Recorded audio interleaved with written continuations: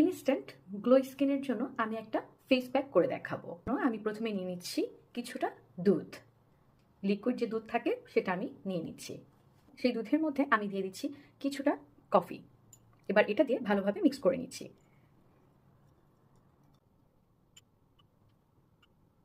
হয় না, ফেসের মধ্যে বিভিন্ন ধরনের দাগ হয় বা হয়ে যায়, প্লাস খুব টায়ার্ডও দেখায়। তো মাঝে মাঝে এটা অ্যাপ্লাই করা যেতে পারে। ফেসে আমি যতক্ষণ না পর্যন্ত ভালোভাবে শুকিয়ে যাচ্ছে ততক্ষণ পর্যন্ত অপেক্ষা করব। আমি কলের ঠান্ডা পানি দিয়ে মুখটা ধুয়ে নিব, তারপরে একটা বরফ আমি ভালোভাবে মুখে অ্যাপ্লাই করব, ব্যাস হয়ে যাবে। মুখটা ভালোভাবে ধুয়ে এসেছি, এখন আমি বরফটা ভালোভাবে স্কিনে অ্যাপ্লাই করে নিব।